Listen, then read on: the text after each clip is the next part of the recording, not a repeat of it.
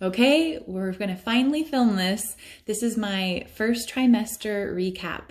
I'm in my second trimester now, but it's best that I'm filming this now and not when I was in my first trimester because I barely survived. And I can shower now and put on clothes like a normal person. So we're doing this now. I'm pregnant with my first child. Baby boy is due at the end of May. And I found out I was pregnant right at 4 weeks. I really thought my period was starting because I had the typical cramping and my boobs hurt, but the period never came, obviously. And after I got that pregnancy test that let me know I was pregnant, those next few days I noticed my boobs were like next level sore. This is not normal sore. This is like the sides, like just all the connective tissue, the ribs underneath the nipples they hate everyone and everything. So very sore boobs. I continued having some cramping, but not like a period. It was more like a uterus ache, like a dull ache everywhere. And I had some congestion. From there on, my boobs started growing. I noticed that my nipples were like puffier and my boobs got like super veiny, like a roadmap, like they say. And that was terrifying to see. Cramps started shifting. I noticed that instead of just like a dull ache, what I would get is like a sharp cramp if I move too quickly. And it would dissipate after like 30 seconds. And the bloating was so real in those first couple of weeks. Like it made me look pregnant, even though I was barely pregnant. I couldn't fart, even though I desperately needed to fart. And, I wasn't going to the bathroom. It just was a lot happening. It wasn't good.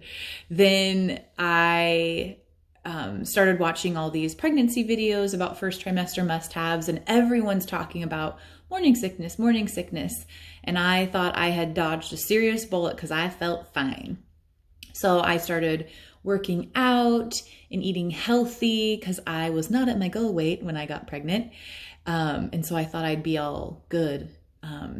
Well, that didn't last long because, no joke, like to the day, maybe the day before 6 weeks, the nausea hit and stayed, never left, hit like a freight train 2 days before we moved into our new house in Texas. And it was just me and my husband that moved our entire house out of storage into here. So we're talking couches, beds, everything. And so my poor husband suffered greatly. He sweat through his entire shirt that day. Texas in the summer. And or September, October. No, it was October, but it was still in the 80s. So October, summer in Texas, okay? I brought a cooler with like cheese sticks and ginger ale, and I think I had suckers. So it was not a good time. I got, with the nausea and the just bloating and the tenderness, I couldn't really wear any like pants or like even pajamas hurt my tummy. So at home, I looked like Pooh Bear. I'd walk around without pants on and just wear like one of my husband's shirts. And then if I had to be out in the world, I only wore dresses, no underwear, no bra. Like it was just like a sack over my body. And once I got nauseous, I of course stopped eating eggs and avocado and being healthy. I was eating toast, oatmeal, fruit. Best fruit ever for nausea for me was berries and watermelon, like the juicier fruits, not so much like bananas. No, we ate a lot of watermelon. And I like the only nutritious or like fat and protein, I could eat cheese sticks and chicken nuggets. So we actually call the baby chicken nugget because that's what I lived off of for several weeks. And now I kind of can't stand chicken nuggets. I still like chicken, but just not chicken nuggets or pickles because I ate so many of them that now I just associate them with nausea. So I had my first ultrasound at 7 weeks. I was so bloated at that point that I actually had gained 8 pounds. Not real pounds, this was bloating, it went away. But when I went in for that ultrasound, it was internal. Ooh. And so that was crazy because it felt like there was no room in the inn. Okay, it was very full. There was a lot happening down there already. And so for that internal ultrasound stick thing, I felt like it was gonna like come out of my ears or something. It was pretty crazy. But it was good because I got to hear the baby's heartbeat. We got to see the baby on the screen, and it was all great and wonderful. They took my blood, which I'm not great at in general, and being nauseous as I was, oh, that was rough. Like, I cold sweat through my dress. My eyes were blacking out. My ears were ringing, so I couldn't hear what Kyle, my husband, was saying, or the nurse. Oh, there's always a hair on my face all the time, right?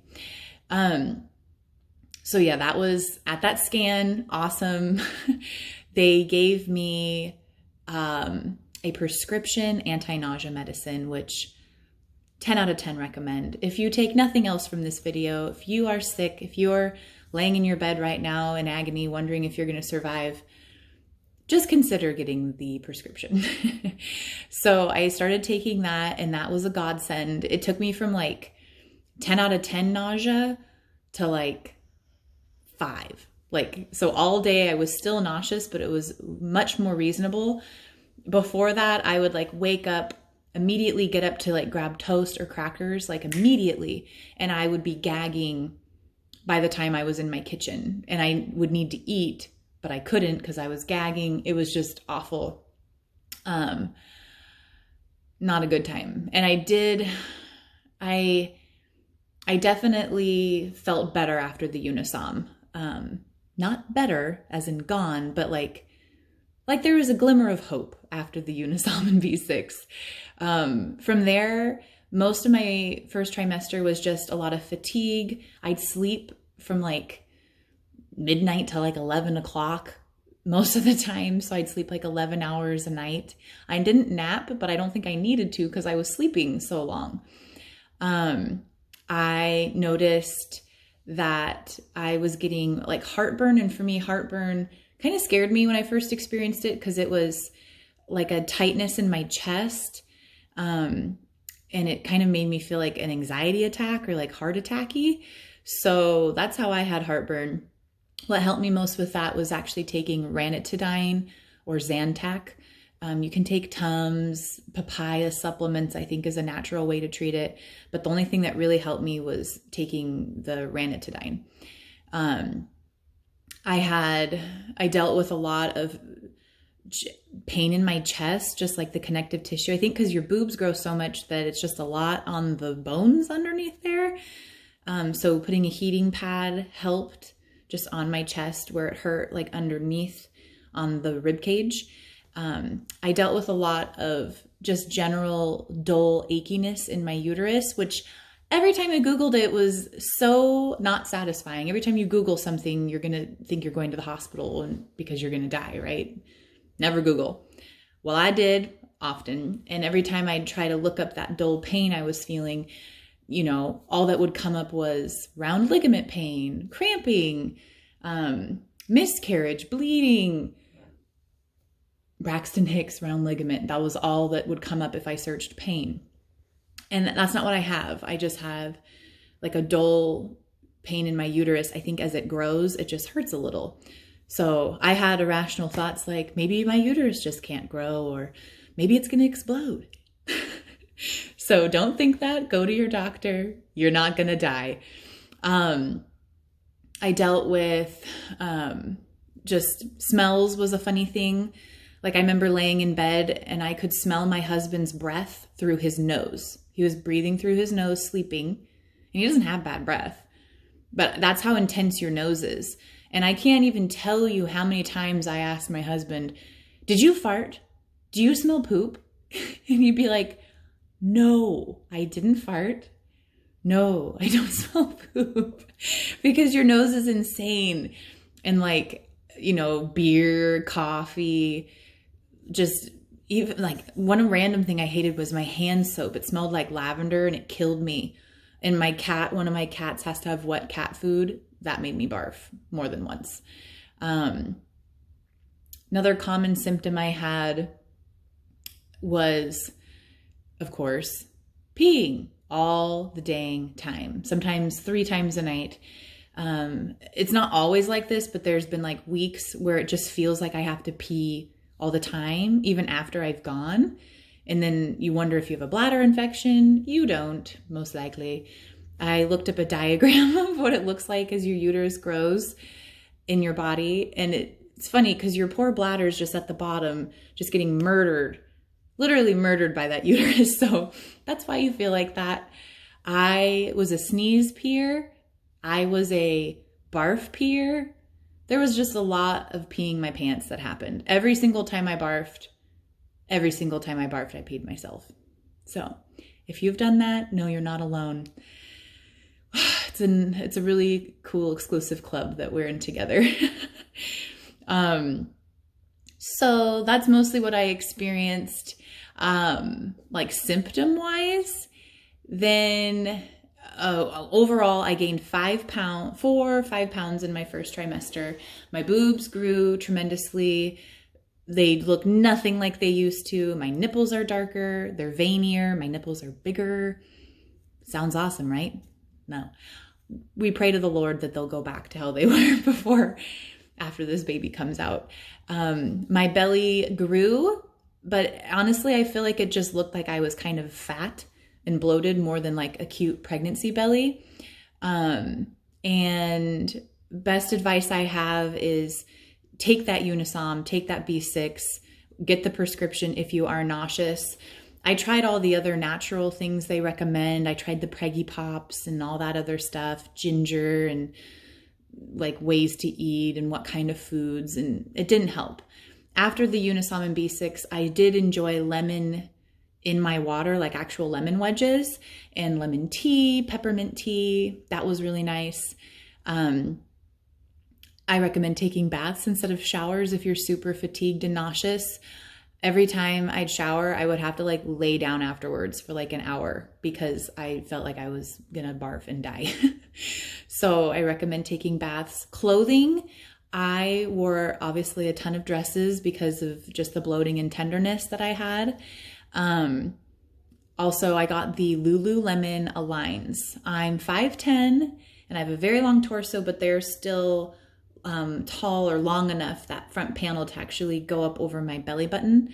So, and I'm in my 2nd trimester and they're still working. So we'll see if they last the whole pregnancy. That would be great because they're pretty pricey. But if you only buy 1 pair and they get you through, then it's worth it. And what else do I recommend for you guys? Get the pregnancy apps. It's really encouraging and exciting to see your baby grow. That's something that I've really loved doing. I write just some notes of like different funny stories that have gone down since being pregnant. I just write notes in an app. Eventually I'll probably get a notebook or something like that and write it all down in there, or like a baby book. But right now we're just being lazy and writing notes in our phone. So that is pretty much it. I don't have a ton of advice. It sounds like I'm like, use the drugs from the doctor. But here's the truth. You're going to get through it. We all do. And I'll give you a sneak peek. The 2nd trimester truly is a lot better than the first. Those aches and pains, they can be helped. If you have back pain, anything like that, I highly recommend trying a chiropractor before going to a massage therapist because your pelvis is shifting, a lot's going on. So I really recommend, and that helped me a lot in my first trimester, was going to a chiropractor because I had a lot of pain literally in my ass. It was my lower back and my butt. They hurt so bad, and the chiropractor really helped me out. So there's another tip. I'll update you guys on my 2nd trimester once I'm through with it. So we're getting closer. And if you're pregnant like I am, congratulations. I'm excited for you. We can do this. All right. Thanks for tuning in. Okay. Bye.